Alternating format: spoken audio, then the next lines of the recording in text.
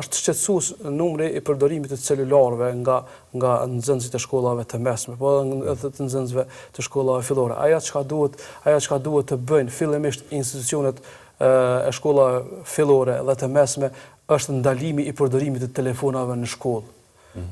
Duhet të vendosen kasaforta në të cilat vendosen ose mirën telefonat celular para orave të mësimit dhe vendosen ato që pastaj të jepin pas përfundimit. Por fëmia prap pastaj ka qasje në telefon. A mendoni që duhet të ngritur niveli, duhet të kaluar në një edukim më cilësor medial në këtë rast? Pikërisht, unë domethënë fillova prej hapit parë, që është shkolla, se na siç e dim një kohë të jashtëzakonshme fëmijëve kalon në shkollë prej orës 7 deri në orën 12:00 ose 2, disa prej varësisht prej orareve që i kanë shkollat fillore ose të mesme. Domethënë fëmia në mëngjes shumë pak ka kontakt me prindin e tij, kontakti i parë ndoshta është me shokët e tij ose me celularin sigurisht, pastaj me shkollën, pastaj gjatë pushimeve ose gjatë përfundimit të orarit të shkollës me familjet. Pra, mas pari fillimisht duhet të institucionet dhe si drejtoritë komunale të arsimit duhet të marrin të krijojnë komisione, të krijojnë panele, të ulen dhe të bisedojnë se si të largohen të rinjët nga teknologjia, se si të largohet të rinjëve teknologjia dhe efektet e saj negative. Nga keqpërdorimi i teknologjisë. Sepse në fakt tashmë teknologjia është pjesë e jona dhe nuk mund ta shmangim. Sakt,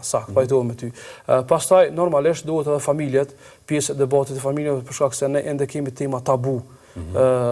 Kemi shumë tema tabu në vend se të flasim për gjëra që janë pjesë përbërëse biologjike e jona, vend se të flasim me babain, me nënën, me vllain dhe me motrën, ne e gjejmë ngrohtësinë të flasim me të tjerët, e që kjo sigurisht faktet dhe argumentet kanë treguar që keqpërdoret.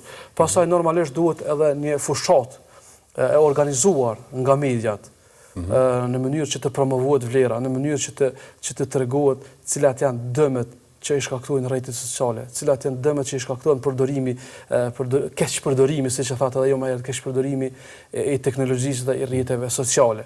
Normalisht duhet Kosova, shteti Kosovë, si ka dhe institucionet e vet si Ministria e Brendshme, si Ministria e Arsimit, edhe si policia, që duhet të ketë monitorime më të shpeshta nëpër shkolla, monitorime më të shpeshta nëpër sheshe dhe lokale ku ka rini, për shkak se po ndodhen edhe thirrje normalisht edhe nëpër shkolla gjenden edhe mjete të forta, siç i kemi paralajmëruar dhe kemi diskutuar edhe në panelet e tjera dhe në studiet të tjera televizive.